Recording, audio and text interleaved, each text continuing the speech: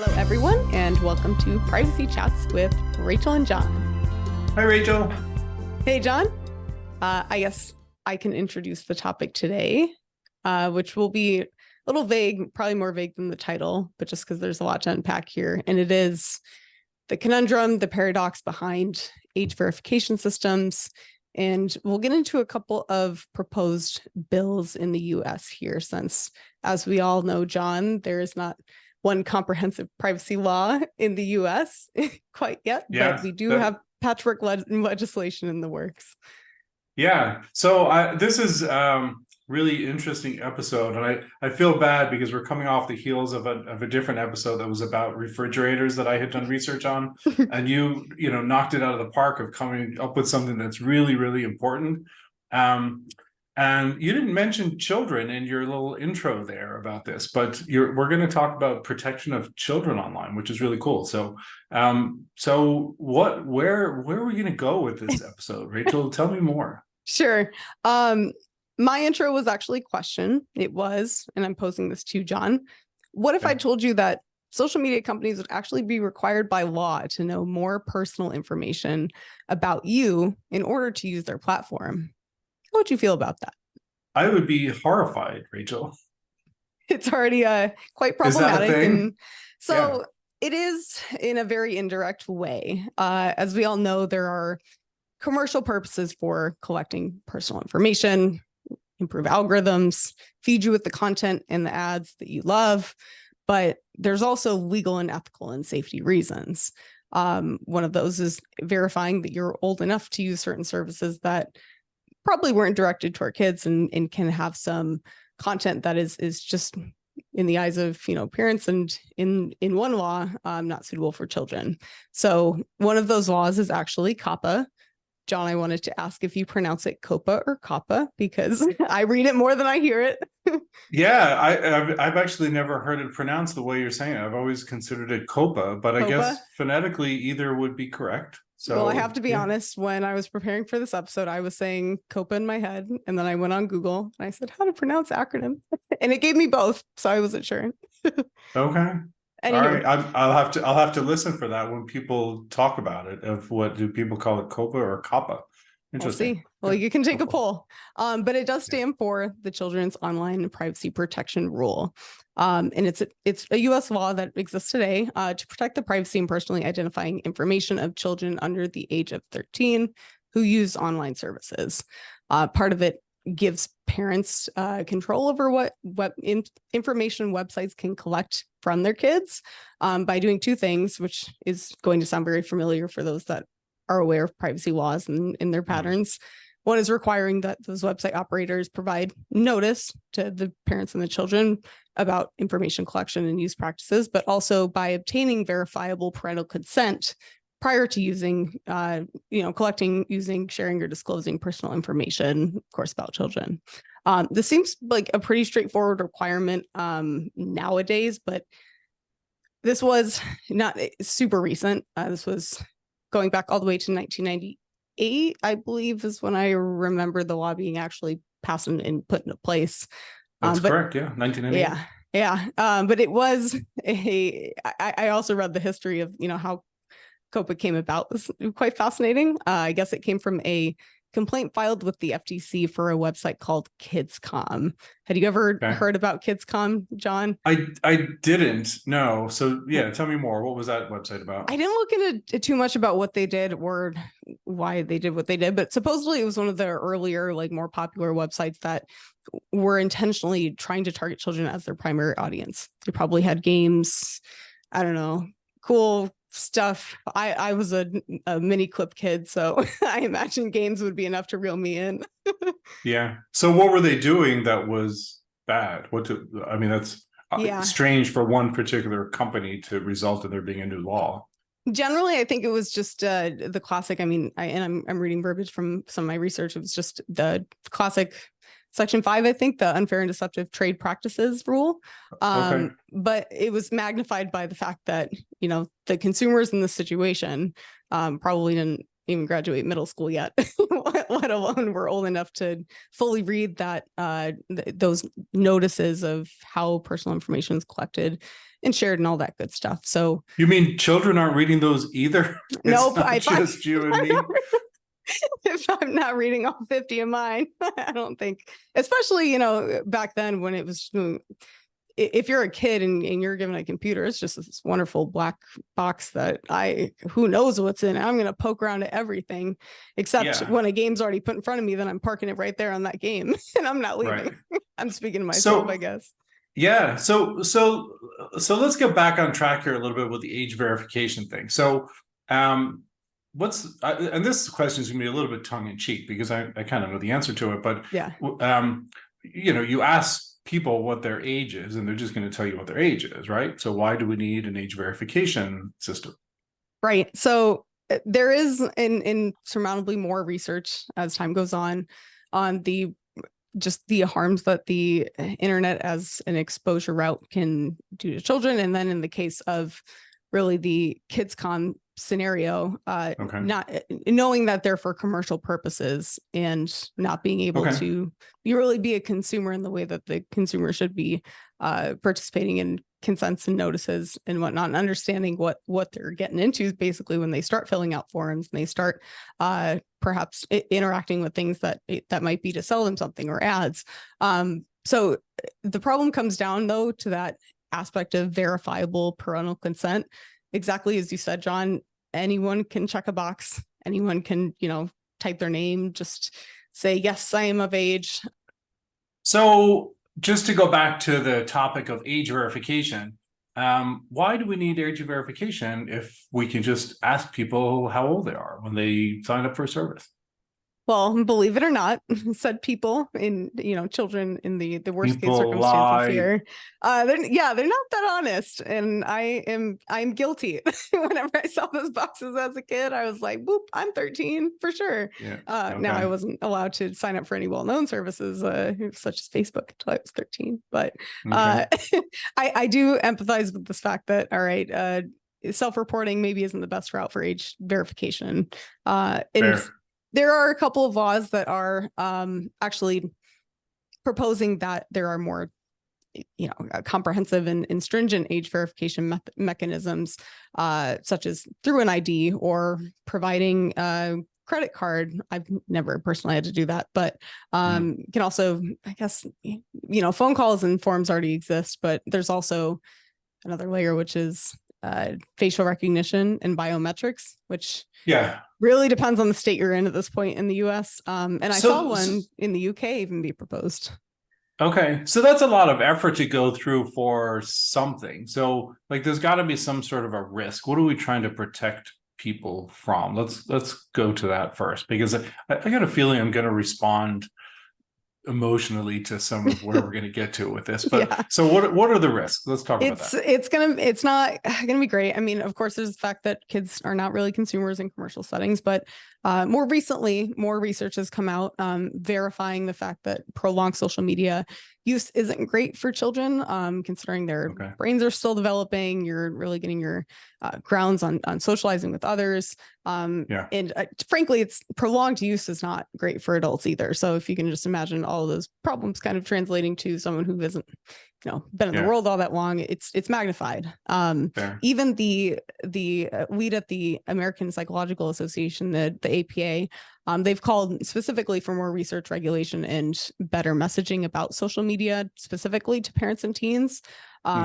Just citing the classic, social media. This is actually a quote from their website, that social media, offers the empty calories of social interaction, that try to help, satisfy this biological and physiological need for connection, but doesn't actually contain any of the necessary ingredients, the healthy ingredients they say to reap those benefits. And I I just wonder about, like, obviously I'm older than you, and I certainly didn't use Facebook until I was way past 13 because Mark Zuckerberg You wasn't never even had to alive yet. lie on any boxes. I didn't. I didn't have a computer to lie on. But I guess the equivalent thing was, there was complaints back before we even had computers about people spending too much time in front of the television. Yeah. And I think, like, the difference is, like, I see social media as being, it's still a screen that you're looking at, but you're able to interact with other people. Like when we sat around and just watched TV, there was no social interaction when you're watching TV. Yeah. It was just you watching that. So it's a different paradigm. I get that. And I know it would be better if kids went out and played with each other in face-to-face IRL, right? But Yeah. but there are other I certain have to limitations that, there are other certain limitations to that, such as novel pandemics. Like we couldn't connect during a certain period of time, so it was a necessary tool in that respect. But I mean, a lot of these studies are showing that, I think, just the seclusion aspect of it is creating this this new phenomenon of having mental illness and just a negative self-view on body image, eating disorders. Like, a lot of these studies are coming out and pointing at social media as part of that problem. This is not surprising, just given the fact that most teenagers at this point, at least in the US, do own a smartphone.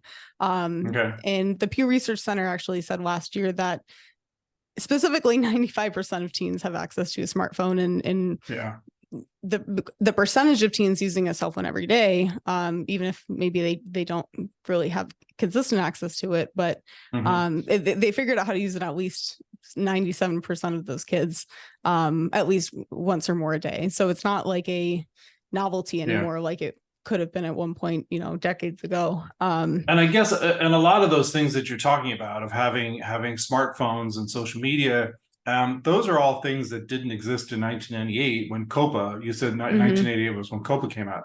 So it's access to a computer. Yeah. So what's different now? So clearly COPA is not going to solve a problem that didn't exist when it was created. So what's the solution to the problem? Yeah, well, the most frequently visited websites by these kids and teens are unsurprisingly all social media players. You have YouTube, you have TikTok, Instagram, Snapchat, and 1 in 5 kids say they visit or use YouTube almost constantly. Now, I know anecdotally YouTube has age verification. I mean, they have to for COPPA, but I've been reading about a lot more pressure being put on these platforms to do a better job of verifying that kids are not lying, and they can't, probably for the smaller fish, but for the bigger ones, it's moving into this world of creating accountability for social media companies for the harms that are caused through extended social media use, as we started just now. And the most, I guess, prevalent bill in this area right now in the US is the Kids Online Safety Act, or KOSA for short, and we can continue calling it KOSA here on out.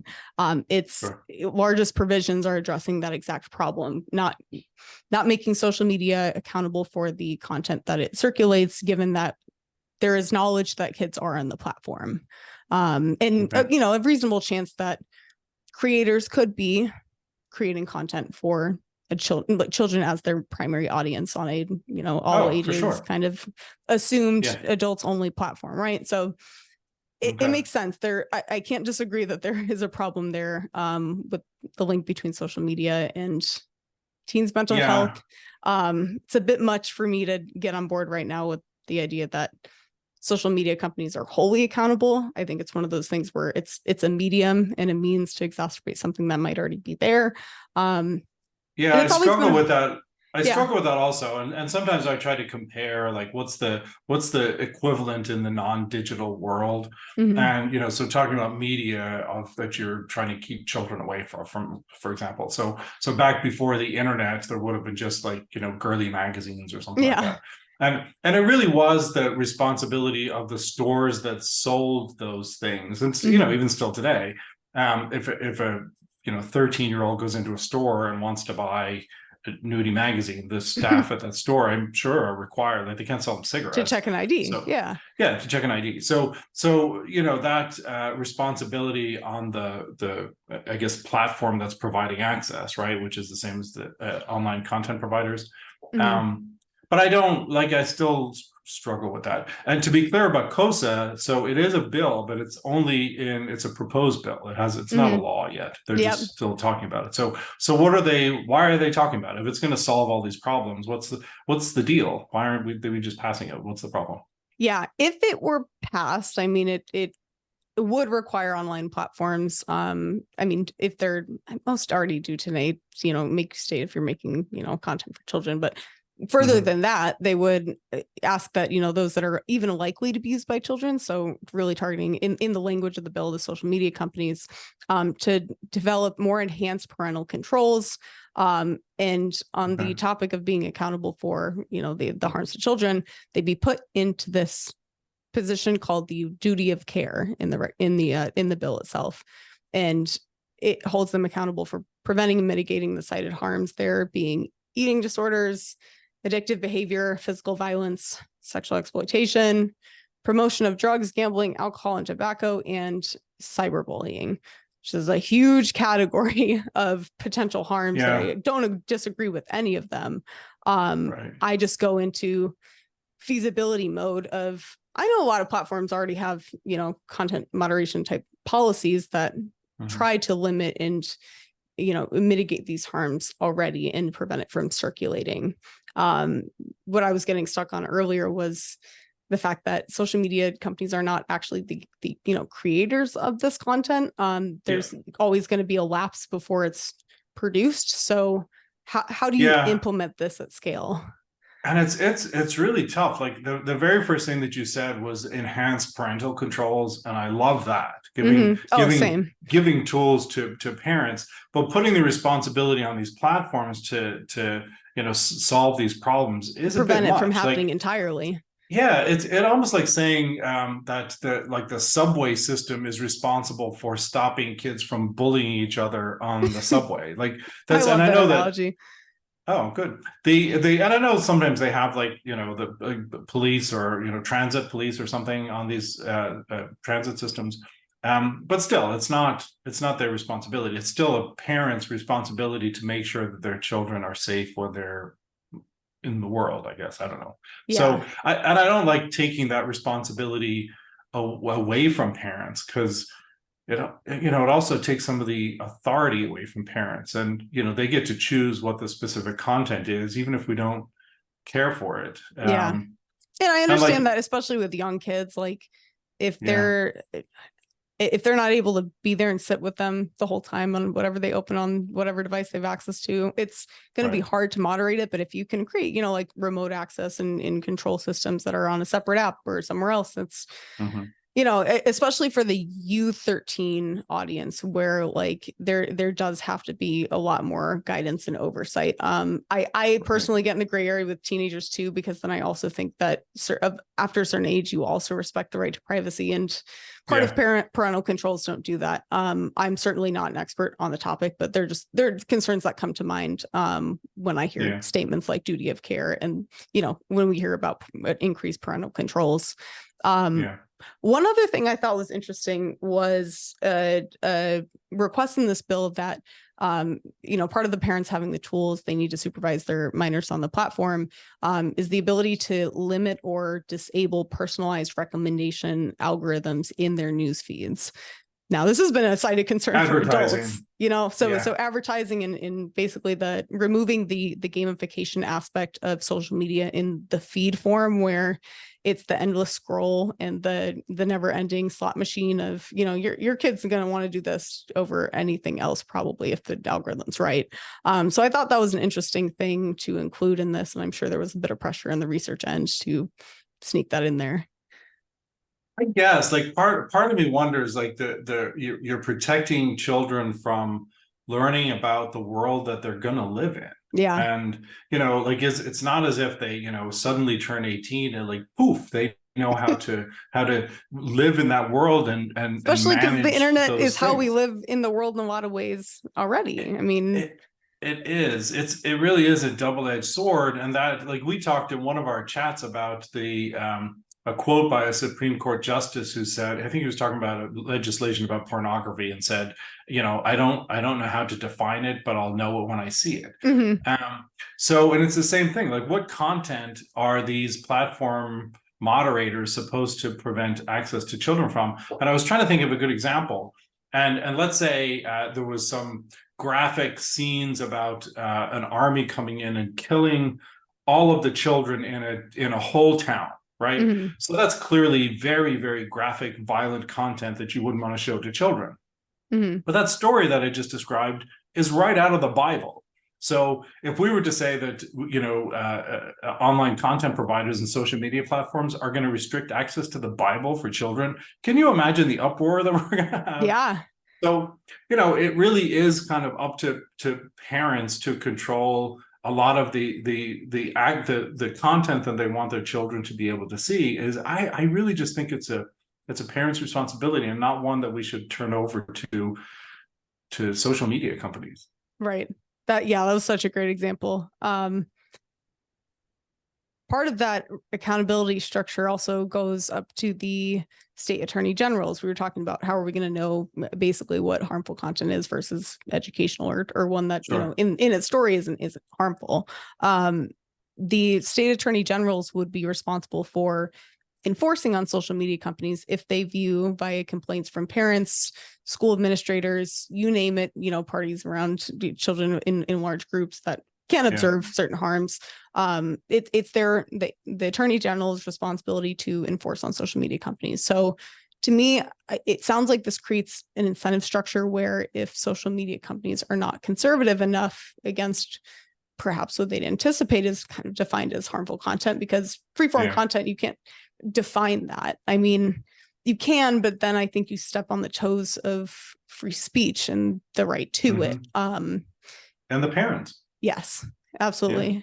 So that jumped out at me a lot. The fact that state attorney generals have the ability to decide what content is dangerous and not, especially the same attorney generals that, could have already pretty, I don't want to say controversial, but they're blending in a lot of personal views with how the state is run. There have been bills that, aim to suppress certain content that's in the school system because it doesn't, say align with the Bible. There are ones that, fear that, transgender content and people, I don't know, put kids in danger in manipulating them and all this crazy stuff that I don't think is backed up by much fact, but they would be responding to the same complaints from the same groups. And aside from the examples I gave, like it's very difficult to have a concrete definition for everyone's opinions in the world. That's why we have free speech on what is okay and what isn't okay, especially when we're talking about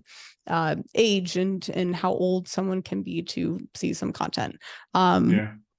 So not surprisingly, a lot of anti-censorship and privacy advocate groups, including the Electronic Frontier Foundation and the Civil Liberties Union, have started petitions to just kill this bill outright.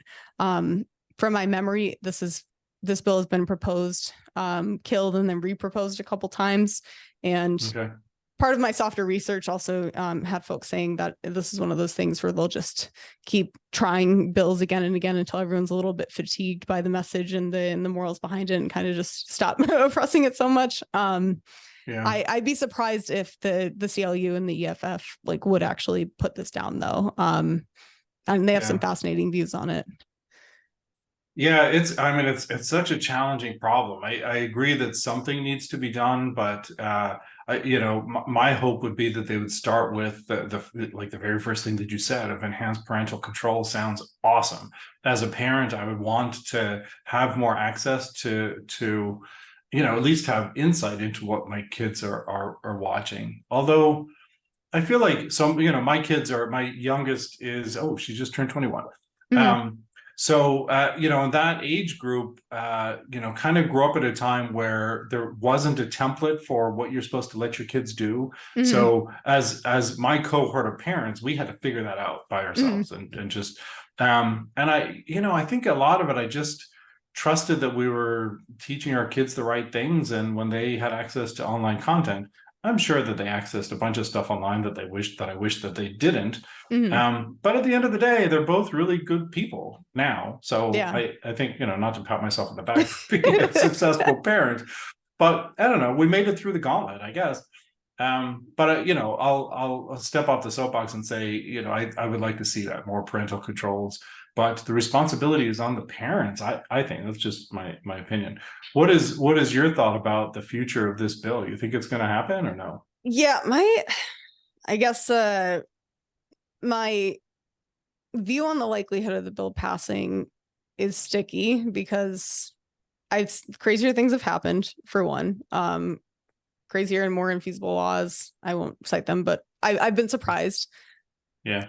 It really depends on how this conversation regarding the specific language, I think, in the law will evolve, because the intentions are great and it's a bipartisan issue, but where both are citing and saying we need a solution for this. So I don't doubt that something will be passed. Will it be this, or will it be this with the exact language that it has now? That's where I'm a bit doubtful. I also saw earlier versions of the same bill included I don't know the exact language, but like the right to also view your kids' messages, which was like one of the bigger red flags and wormholes I fell down initially, because I'm like, oh no, because that means there's for at least for social media companies, you can't have end-to-end encrypted anything if you're going to give parents a back door. Like it introduces an inherent vulnerability. I'm not going to say it would have been always exploited, but it removes the option of the default to have end-to-end encryption on social media platforms, which I think we should all be pushing toward and using if possible. But you just create a loophole, and then it also seems a bit now for kids. Yeah, that's where it gets tough, though. I mean, and that's where I think the parental, guidance should come in more, and education. It's always important to talk about the issues that led to the creation of this bill. But sadly, there's just a bunch of kids out there who live in homes where they don't have parents who are going to help them and look out for their best interests, which is really sad. And on the other side, like I worked for a lot of my career in the K-12 education space, and the digital divide is a real thing. Of the gap between children who have access to computers and online resources versus the ones that don't, because it can be such a powerful educational tool. It is. And when you start to block access for children to get to the internet, even for good reasons, you're still essentially blocking access for some children to get to the internet. And if the parental agreement thing is in there for some kids who don't have parents who are willing or able or available to provide that access, then you're leaving them in the dark, and that's just not good. Like, we need children to be online because it's such a powerful resource for learning, but it's also such a scary place. There's so much bad things on the internet. It's such a complex problem. Wow. Yeah. And that's aside from even the and I delved into these little political wormholes on the internet, but like a lot of the argument behind these sorts of laws, or like the trend toward proposing these bills, with the whole save the children argument, it's called, is that it's another excuse to get another backdoor for the government into what we're doing, because attorney generals will have oversight. There are probably different flavors of these type of bills where the government, like the big government, but government agencies, government entities would have access to direct access to our communications and the way we share information. This one, given that the bit about encryption was removed, and the emphasis on the problem of social media harms on children, I think I can't say that this is definitely in that category, but I do understand that being part of the component of trying to make sure a law is passed, but not necessarily a comprehensive across the board. I feel like it would be very easy to, especially because of how difficult it would be probably to dismantle all the other areas of privacy laws and to culminate this new one that covers everything. The next best step is to eke in little ones that could eat away at our privacy for the sake of surveillance. Now, how much I agree with that, I get to watch and control as one government entity, all the things that could go wrong, and you are trying to stop the bad guys. So this isn't a gray area for me philosophically there too. Yeah, I get it. So we're not going to be able to solve this problem here, Rachel. I thought that's what we were going to do in our chats, but no, just talking about them, I guess. I know, but yeah, it's such an interesting problem, and I love, I did have to do some research just to get ready to talk to you about it, and it's eye-opening. So thanks for engaging in the talk, and what are your closing thoughts about this? What are the next steps? What should people take away from this chat? Well, if you're for it, of course, continue following the news. And if you're against it, I know there are websites specifically for COSA that are petitions and advocating for the reasons not to have it passed. I think the end of this message is that technology is hard, and keeping up with it and keeping up with all the ethical and legal concerns that can come with it and protecting ourselves are hard. So we have to spend some time educating ourselves in order to keep ourselves safe, unfortunately. You can't trust everyone. You kind of have to proceed life with a little bit of caution that way. So those would be my parting words. And you can do that by listening to us a little bit. Exactly, which is why we do it. So we learn about it ourselves and hope other people listen and learn a little bit about it too. And people ask us questions. Comment in the comments. I think we have comments in the bottom. We'll have comments everywhere. I think. Okay. Anyway. Well, all right. Thanks, Rachel. Thanks, John. Thanks for listening, everyone. Bye.